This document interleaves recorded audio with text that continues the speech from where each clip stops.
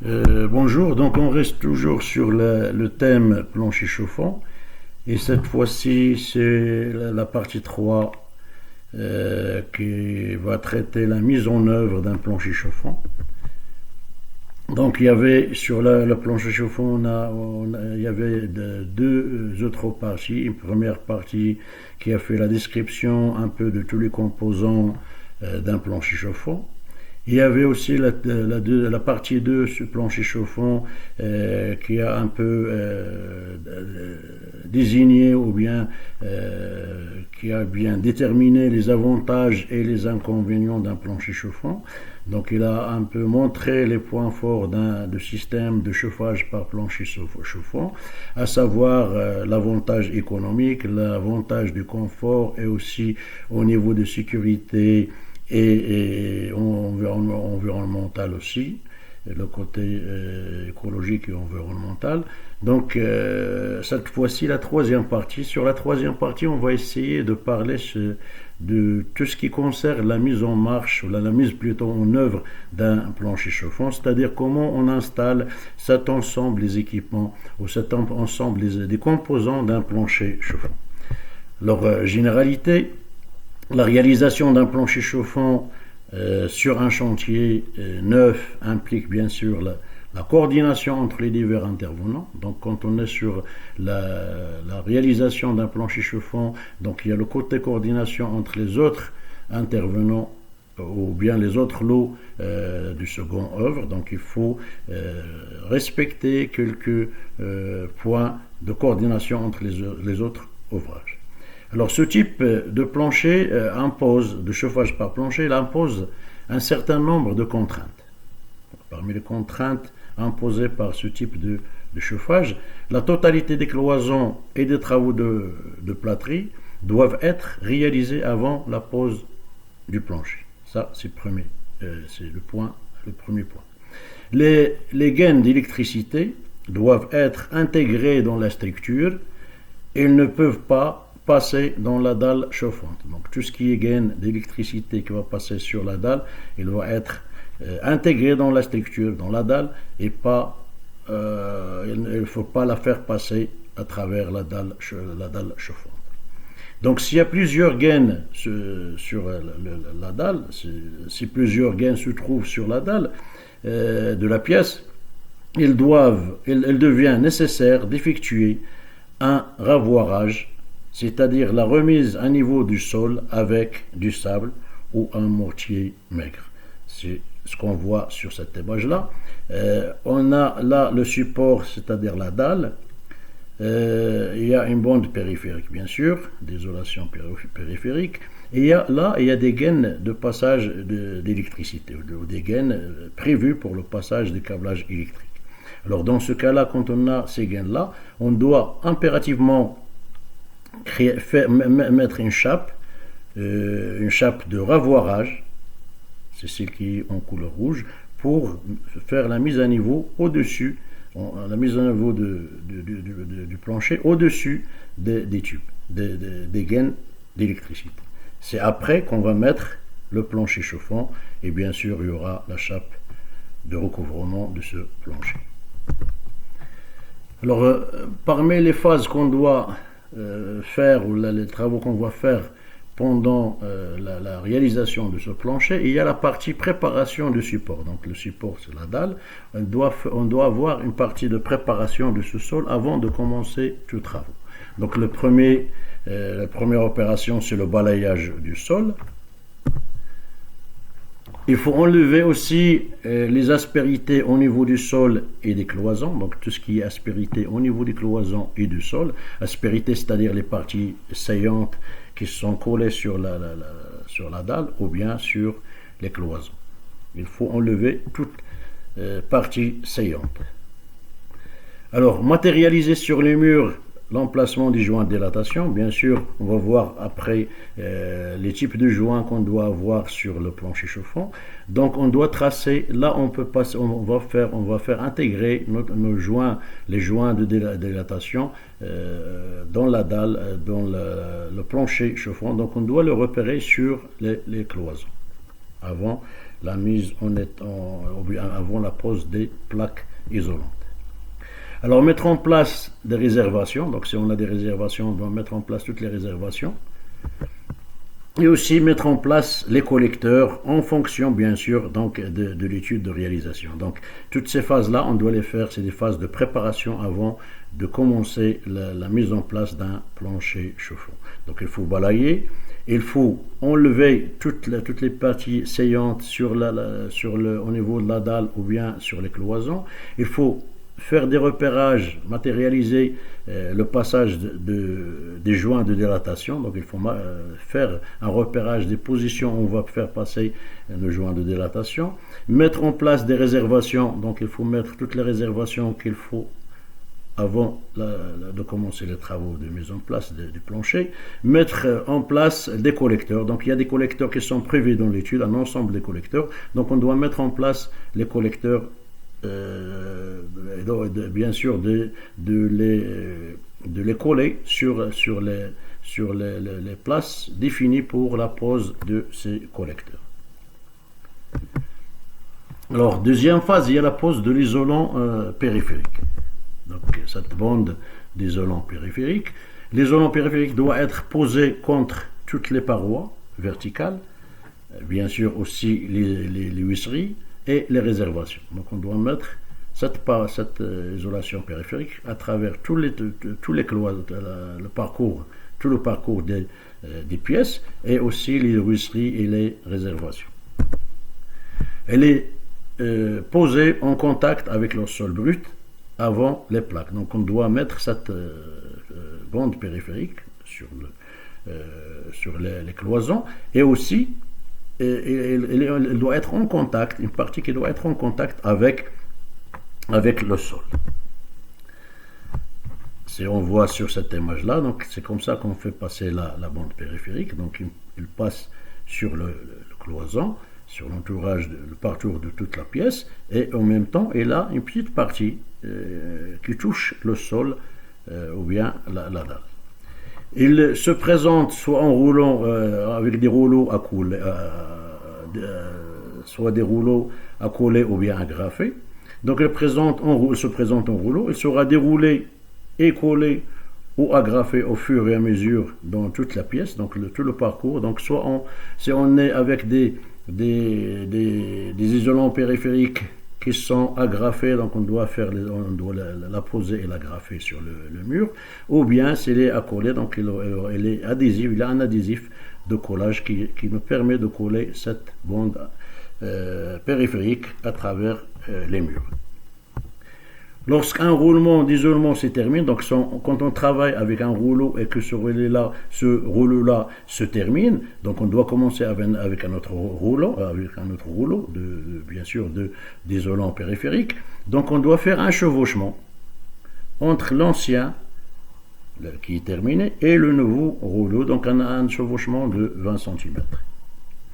Lorsque l'isolant possède une bavette, donc il y a des types d'isolants qui ont une bavette, c'est-à-dire une couche de polyéthylène de ce côté-là, donc il sera relevé, donc cette couche de plastique, il doit être relevé pour être rabattu après, donc il doit être relevé à moitié pour qu'il soit rabattu après la pose, rabattu sur les plaques isolantes quand ils sont posés. Alors, ça concerne bien sûr les isolants périphériques ou les isolants de l'entour qui entourent les murs ou bien les cloisons de la pièce à installer. Alors, la pose des isolants, des plaques d'isolants aussi, il y a une partie qui concerne les plaques elles-mêmes. Alors, ces plaques seront posées pièce par pièce.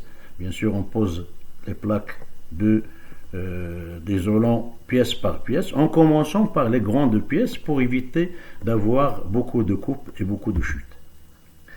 Alors donc là pratiquement on commence par la partie opposée à la porte, donc cette partie-là qui est opposée à la porte, bien sûr afin d'éviter de trop marcher sur l'isolant. Donc on commence par cette partie et on revient et on va vers la porte et après la porte on sort par la porte pour éviter d'écraser les isolants, de marcher dessus pour éviter leur écrasement. Alors une autre remarque, c'est que quand on est, par exemple, il y a une plaque 1, 2, 3, donc toutes ces plaques-là jusqu'à 6, ils sont complètes, mais il y a un morceau de ce côté-là, donc c'est un morceau de la plaque 7. Donc quand on prend un petit morceau d'une plaque 7, donc on la remet juste au cloison suivant. Donc 7, c'est une coupe verticale sur la longueur, donc cette plaque, on doit la mettre en longueur sur la pièce suivante.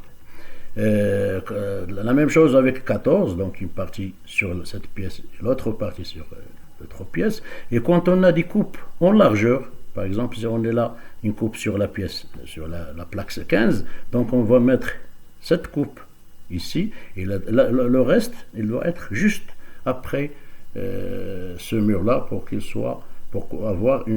pour éviter d'avoir plus de chutes qui s'accumulent. Alors, bien sûr, la coupe de plaque se fait simplement avec une scie Eguan à denture fine, donc c'est comme ça qu'on fait la découpe des plaques isolantes. Les plaques s'assemblent entre elles par emboîtement, donc ces plaques-là, par exemple 3 et 4, donc il y aura soit un emboîtement entre la plaque et l'autre, soit une liaison ou bien un assemblage bord à bord, il n'y a pas d'emboîtement, c'est la pose d'une plaque à côté d'une autre. Pour les différentes plaques isolantes, on peut trouver les plaques avec un plot. Donc, ils sont assemblés aussi entre elles. Donc, ils peuvent être assemblés entre elles par ce qu'on appelle sur la menuiserie le tenant et la mortaise. Donc, il y a deux parties, mortaise et tenant sur la plaque, sur ces plaques-là, qui font l'assemblage. Lorsque la mise en place, il est impératif, donc lors de la mise en place, il est impératif de respecter l'alignement des plots pour pouvoir passer les conduites. Donc il est impérativement de respecter l'alignement de ces plots-là pour faciliter le passage des conduites. Il faut un ajustage entre l'isolation périphérique et les plaques qui doivent être continues. Donc sur la partie où il y a l'isolation périphérique, sur cette partie-là, il faut que la plaque soit ajustée sur la plaque. Donc, il ne faut pas avoir des vides entre la bande périphérique et la plaque isolante. Donc, l'ajustage entre l'isolation périphérique et les plaques doit être continu sur tout le parcours de la bande. Sur le parcours, les tenons et les mortaises, donc sur la partie parcours, donc l'emboîtement ou bien le tenant et la mortaise doivent être coupés sur la partie qui touche sur les cloisons. Ils doivent être enlevés à la scie Eguan pour que la dalle ne s'enfondre pas à cet endroit. Donc pour éviter l'effondrement de la dalle sur ces côtés-là, il faut éviter d'avoir les pièces ou les parties d'emboîtement, il faut les découper avant la pose, juste au côté parcours des murs. Alors quand il s'agit d'une pose de plaques lisses, donc ça, là c'est des plaques qui n'ont pas de plot, c'est des plaques qui sont lisses. C'est une plaque de polystyrène spécifique sans plot de fixation, donc il n'y a pas de plot de fixation de tube. C'est des plaques qui sont lisses. Les plaques sont posées bord à bord au par emboîtement, donc ils peuvent avoir des types de plaques qui se posent bord à bord sans emboîtement et on a d'autres qui sont avec emboîtement. Alors un film de polyène, donc il y a toujours un film de polyène qui recouvre les plaques posées bord à bord, quand on a des plaques, surtout quand donc on fait toujours les films polyènes, quel que soit le type de plaque plane, lisse plutôt, mais surtout quand il n'y a pas emboîtement entre les plaques, donc s'il y a des plaques qui sont posées bord à bord, il faut impérativement poser un film de polyène pour éviter bien sûr que le mortier s'infiltre entre les parties. Certains fabricants tracent, donc il y a des fabricants qui tracent des modules de pas, donc ils tracent les pas sur le film polyéthylène. Quand on achète des plaques de polystère lisses avec leur film de polyéthylène, on va trouver des tracés de passage de conduite pour faciliter l'intégration des conduites sur un schéma déjà tracé sur le polyéthylène. Alors concernant tout ce qui concerne les supports des tubes, donc quand on est sur un support de tube sur étrier, donc si on a un étrier, c'est l'étrier soudé sur des plaques qui sont lisses, donc il faut tracer la diagonale de la pièce, donc c'est cette diagonale de la pièce, et aussi tracer les espacements entre les tubes en fonction de l'étude qui est donnée, donc en fonction du pas à respecter qui est donné par l'étude technique. Après, c'est poser l'étrier et les fixer. Donc, on pose l'étrier, on fixe aussi les étriers pour qu'ils ne bougent pas. Et il faut aussi poser des couliers sur étrier soudé. Donc, c'est ces couliers-là qui servent à la fixation du tuyauterie. Quand on est sur le cas de fixation de support directement, donc on peut avoir des isolants sur lesquels on peut fixer directement sans avoir l'étrier soudé, donc fixer directement les supports. Donc les supports sont directement fixés sur l'isolant, ce qu'on voit ici. Donc on fixe les supports sur lesquels sera fixé les tubes. Parfois, il y a des systèmes sur lesquels on utilise la graffeuse, cet appareil-là qu'on voit ici. Dès qu'on fait, le tube peut être directement fixé par agrafage sur l'isolant. Alors, après la pose de la couche périphérique ou l'isolant périphérique et aussi la pose des plaques isolantes, on doit aussi voir comment placer ou comment installer les répartiteurs ou bien ce qu'on appelle les collecteurs de plancher chauffant. Alors, les collecteurs doivent être posés à un niveau supérieur au réseau pour permettre la purge d'air. Donc, la première condition, c'est d'avoir ces collecteurs-là au-dessus des planchers pour pouvoir faire la purge à ce niveau supérieur, bien sûr des circuits qui sont en circuit fermé. Ils seront placés de préférence dans un placard, donc ces collecteurs-là, de préférence on les place dans un placard ou bien sur la cage des escaliers. Ils sont en apparent, comme ce qu'on voit ici, ou bien dans un coffret désigné pour la pose de ces collecteurs. Ils sont placés de préférence au centre de la zone à chauffer, donc un collecteur qui va servir une zone avec un ensemble de sorties et d'entrées de tubes. Donc il doit être placé à proximité, de préférence à proximité de cette zone qui va les servir. Alors le collecteur retour est fixé à hauteur minimum. Donc le collecteur de retour, il doit être fixé à une hauteur minimum de 50 cm du sol pour pouvoir permettre le raccordement des tubes en bonne condition. Donc ce collecteur de retour, il doit être à 50 cm pour pouvoir faire passer les conduites de raccordement avec facilité, bien sûr, à travers les piquages prévus dans l'armoire. Alors la réalisation des réseaux, donc quand on parle d'un réseau de plancher, c'est-à-dire des boucles de plancher chauffant, les réseaux de distribution doivent être conformes au plan de l'étude d'exécution. Donc on se base sur l'étude qui a été faite, donc il y a toujours une étude qui nous donne le réseau avec ses différentes conditions, c'est-à-dire le poids, la longueur des tubes et tout, les détails de pose technique.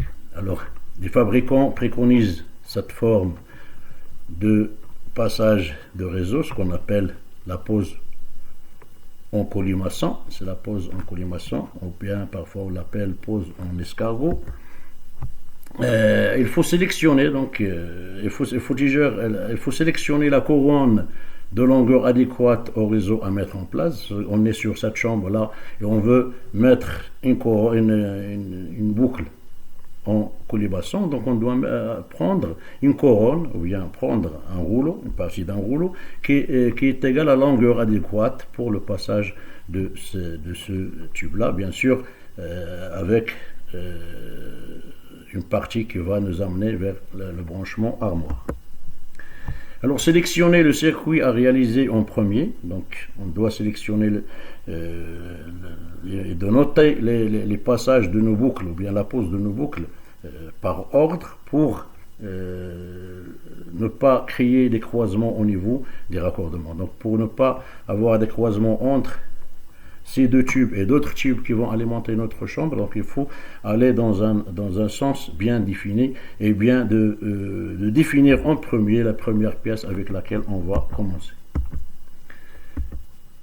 Alors pour la mise en place des tubes, raccorder les tubes au débarrage, donc on doit raccorder les tubes extérieurs de la couronne sur le départ du circuit à mettre en œuvre. Donc on est sur un circuit à mettre en œuvre et il y a un armoire qui va desservir cette boucle là. Donc on doit se brancher sur l'armoire, sur les piquages de cette boucle, raccorder les tubes extérieurs de la couronne sur, donc la boucle, on raccorde le début extérieur de la couronne sur le départ du circuit à mettre en œuvre, dérouler le tube dans le sens opposé. Donc on commence à dérouler le tube dans le sens contraire à l'enroulement, donc le sens contraire de l'enroulement, en commençant par l'extérieur de la couronne. Donc en commençant par l'extérieur de la couronne et on met en place les tubes entre les plots.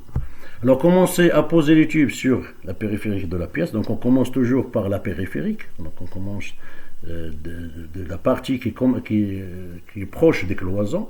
Donc on commence de la partie périphérique de la pièce. Pour poser les tubes avec un espacement égal à 2 fois, donc on doit poser les tubes au premier lieu. Donc vous voyez là qu'il y a un espacement entre ces premiers tubes posés de 2 fois le pas.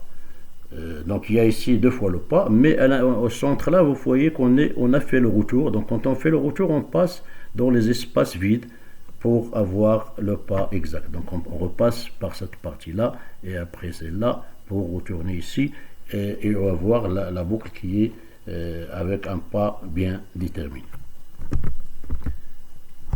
Parfois aussi, on a des précisions à avoir sur le cintrage, le rayon de cintrage minimum donc d'un tube de PER. Donc c'est 7 fois le diamètre extérieur. Donc en général, on doit respecter le rayon de cintrage qui doit être minimum. Donc le minimum qu'on doit avoir comme rayon de cintrage, c'est 7 fois le diamètre extérieur. On utilise le sens de couronne, donc quand on veut faire le cintrage, donc on utilise le sens de courbure de la couronne pour faciliter la réalisation du changement de direction. Donc on suit sur le rayonnement, sur le rayon de cintrage, la forme du cintrage qui était déjà sur le rouleau. Donc on suit le sens de la couronne. Le demi-tour au centre de la pièce, donc quand on fait la réalisation avec le double pas, donc on va faire le retour au centre de la pièce. Quand on fait ce retour-là, au centre de la pièce, il sera réalisé avec un rayon de cintrage, donc sur la partie on va faire le retour, ça doit être comme ça. On doit suivre le cintrage conforme au prescriptif du fabricant. Donc le fabricant nous donne le rayon de cintrage minimal qu'on peut utiliser avec ce tube utilisé. Alors, en général, il varie entre 18 à 30 cm en fonction des diamètres des fabricants. En fonction des diamètres et des fabricants. Donc ce rayon au centre de la pièce pour faire le retour sur la boucle, ça doit être un rayon de cintrage de 18 cm à 30 cm en général. Alors pour la fixation des tubes sur les dalles à plots, les tubes sont maintenus en place par les plots. Donc le tube il est maintenu par ces plots-là qui sont déjà fabriqués et posés sur la plaque isolante au moment de la fabrication. Ils forment une seule pièce. Alors les cavaliers de fixation permettent de maintenir les tubes dans son logement. Parfois, au moment où on fait un cintrage, on voit que le tube n'a pas été bien fixé sur sa place, donc on peut aider avec des cavaliers qu'on installe sur les rayons de cintrage surtout. Alors sur les plaques, sur les restes des plaques, le reste des plaques, c'est-à-dire les plaques lisses avec étrier ou bien avec des supports fixés directement, sur les restes de ces plaques, c'est le coulier qui maintient le tube. Donc sur ce reste-là, il y a toujours le coulier ou bien les agrafes. Si on a une fixation avec étrier, si on a un plancher avec étrier soudé, donc s'il y a des supports qui sont fixés, des couliers qui sont fixés. Si on est sur un agrafage direct, donc il y aura des agrafes qui vont fixer le tube au-dessus de ces plaques isolantes. Alors là, pour les distances à respecter, distance minimum à respecter, quand on va commencer à poser les tubes d'un plancher, donc il est nécessaire de respecter des distances minimum entre les tubes et certains ouvrages de construction. Et cet espace appelé aussi zone de garde. Donc avant de commencer, il faut respecter les zones de garde, c'est-à-dire de prendre des espaces. Quand on est là sur un espace qu'on doit respecter entre les cloisons et le premier tube qui va passer, donc c'est 10 cm des centimètres avec un mur périphérique d'une pièce. Il faut respecter aussi 20 cm de conduite avec une conduite de fumée, donc s'il y a une conduite qui passe quelque part, conduite de cheminée, donc il faut respecter 20 cm d'espace entre cette conduite, ou bien un foyer ouvert et une cheminée ouverte, il faut respecter 20 cm de distance de garde, de zone de garde. 20 cm aussi pour des trimées ouvertes ou bien pour des cages d'ascenseur, donc aux alentours des cages d'ascenseur ou bien des trimées ouvertes, il faut respecter une zone de garde de 20 cm avant de commencer à poser les tubes planchers. Alors pour le raccordement des collecteurs, chaque boucle doit raccorder à une extrémité sur le répartiteur, donc chaque boucle elle est raccordée avec un départ et un retour sur les collecteurs. Sur le répartiteur, aller à son autre extrémité sur un collecteur de retour. Donc il y a un collecteur de départ et un collecteur de retour. Chaque boucle est raccordée à une extrémité sur le répartiteur. Aller à son, donc chaque partie qui est fixée ou raccordée sur une extrémité, et donc il doit faire le retour sur le collecteur du retour. Alors les cintres de raccordement sur les collecteurs peuvent être réalisés. Donc quand on est là, quand on vient, on prend nos tubes qui ont servi pour la boucle de plancher, on doit les raccorder sur les collecteurs. Parfois, il faut mettre des cintrages, un petit cintrage. Donc pour faire la diminution de rayon de cintrage, il faut utiliser des ressorts intérieurs. Donc il y a des ressorts de cintrage qu'on introduit dans le tube pour faciliter de faire notre cintrage à petit rayon avant de raccorder. Donc ça nous facilite le raccordement sur le collecteur. Alors les raccordements entre le tube de distribution et les distributeurs sont réalisés soit par un raccord à sertir, soit par un raccord à compression. Donc deux façons de faire le raccordement entre le collecteur et le tube, soit le sertissage avec une pince à sertir, un raccord à sertir, soit par des raccords à compression. Si on peut voir là, quand on est sur un plancher chauffant, il faut savoir que déjà il y en a des espaces, des joints à respecter. C'est des joints de dilatation. Comme vous savez, quand on chauffe le plancher, donc bien sûr il y a tout ce béton là qui est dessus qui va se dilater. Donc cette dilatation elle doit être absorbée par des joints. Alors les joints, il y a deux types de joints. C'est le joint de fractionnement qu'on utilise quand on dépasse 40 mètres carrés de plancher à chauffer. Ou bien si on est sur des couloirs, il faut mettre des joints de fractionnement tous les 8 mètres. Alors, les joints de dilatation, c'est ce joint-là.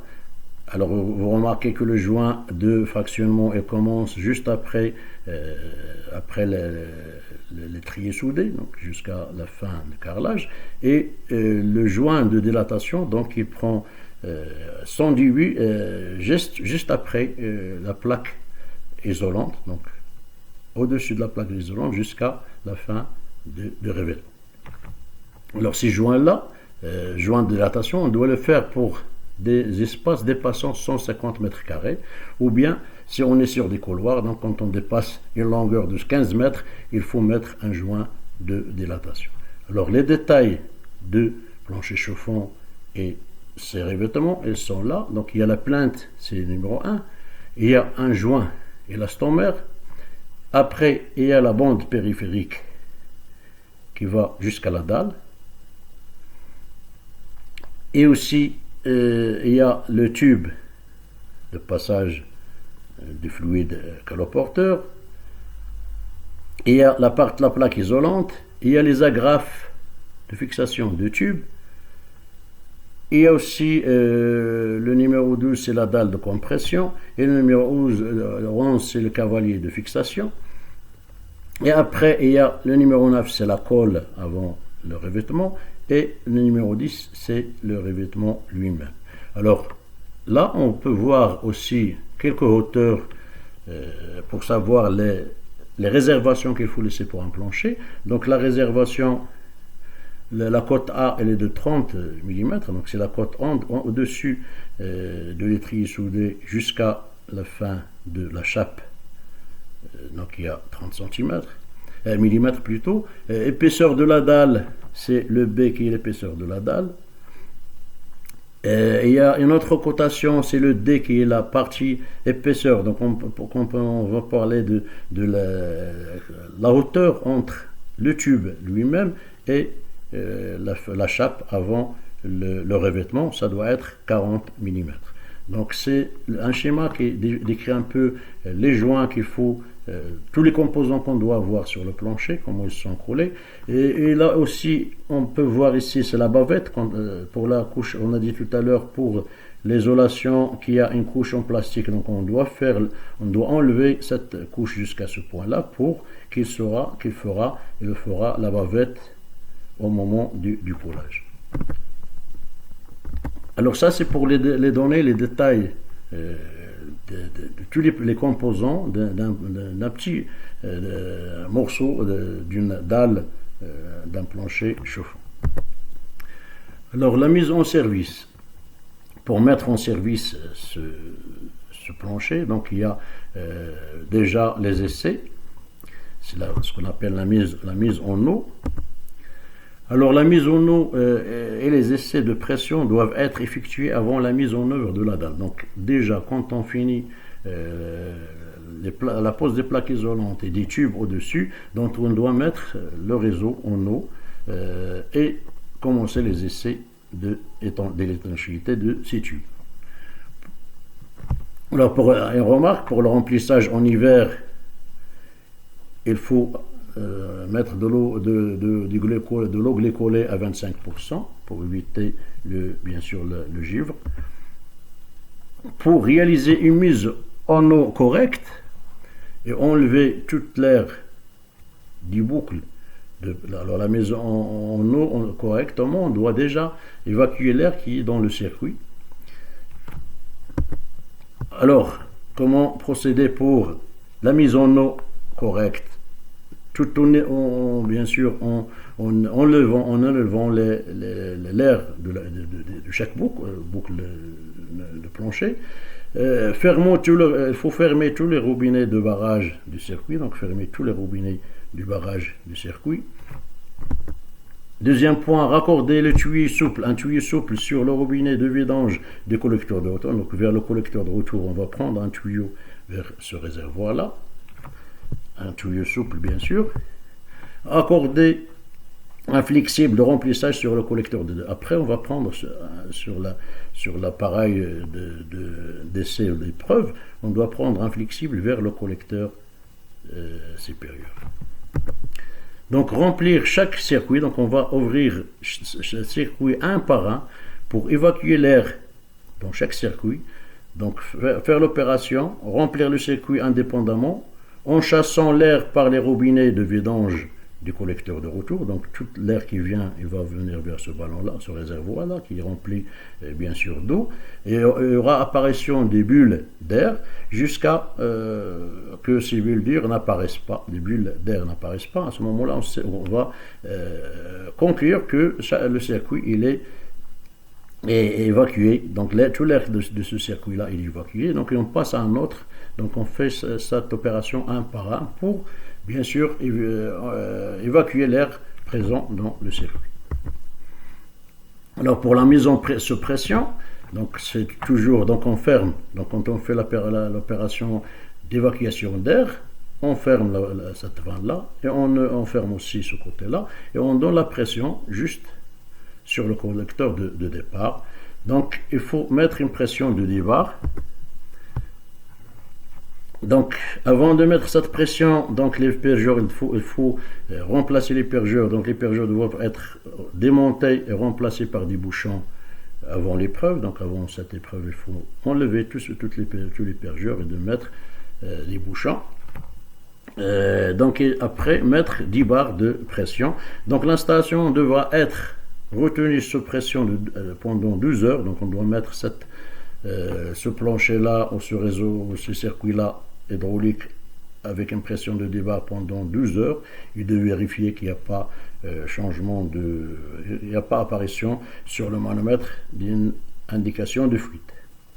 Alors l'installation restera après, on va laisser cette installation sur la pression de fonctionnement, c'est-à-dire 2 bars ou bien 2 bars et demi, tout le temps à partir de ce moment. Donc on va faire les essais à 10 bars pendant 12 heures. On vide le circuit jusqu'à avoir 2 bars dans le circuit. On va le laisser jusqu'à la fin de tous les ouvrages pour être sûr que nos tuyaux ne sont pas touchés par les poseurs de carrelage ou par autre ouvrage qui va suivre. Alors le mortier utilisé bien sûr pour faire la couverture de ces tubes, c'est le mortier utilisé, donc c'est un mortier pour couler les chape sera spécifique, le maçon adjoindra un adjuvant dans le béton. Donc il y a un adjuvant spécial qu'il faut mélanger avec la chape. Alors après la mise les essais, donc il y a une phase qui va suivre, c'est l'équilibre hydraulique. Donc, comme vous savez, chaque collecteur, donc, il dessert plusieurs pièces. Donc, ça dépend de la taille de la pièce, ça dépend aussi de la puissance de chauffe qu'il faut pour cette pièce. Donc, tout ça, il s'impute sur un débit. Donc, les cartes, donc, ce qui va nous fixer la puissance de chauffe, c'est le débit qui va circuler. Donc, sur le collecteur, il y a des différentes débits, bien sûr. Pour fonctionner dans les bonnes conditions, les boucles doivent être équilibrées hydrauliquement avant la mise en chauffe. Avant de mettre les équipements en chauffe, il faut faire déjà un équilibre hydraulique. Alors, cette opération s'effectue sur l'ensemble des répartiteurs. Donc, on fait un équilibre hydraulique sur tous les départs du collecteur. Donc le collecteur, donc le débitmètre, elle peut être sur cette partie supérieure ou sur la partie inférieure selon les fabricants bien sûr. Mais nous, on va faire l'équilibre sur le collecteur sur lesquels il y a monté des pièces d'équilibrage ou bien des débitmètres qui sont réglables.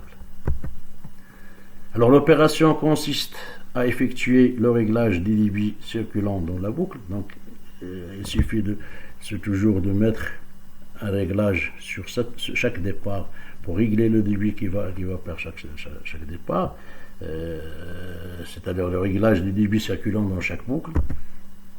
Alors la valeur de réglage se trouve sur l'étude technique. Alors sur l'étude technique, on doit avoir pour chaque boucle le débit qu'il faut.